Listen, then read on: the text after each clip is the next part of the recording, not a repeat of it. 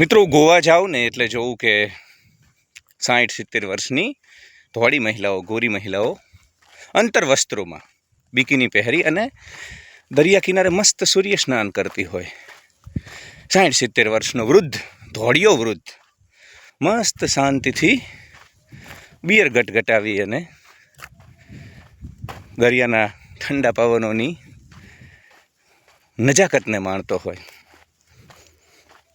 અને ભારતમાં 60-70 વર્ષની આપણી મહિલા અને પુરુષ શરીરના સાંઠામાંથી રસ નીકળી ગયા પછી જે છોતરા વધે ને એવા રસકસ વિહીન આંખે કાળા કાળા કુંડાળા અને માતાજી તારા કંદોરિયાની રક્ષા કરજે, માતાજી મારા છોકરાને સારી વહુ મળે અને નોકરી મળી જાય.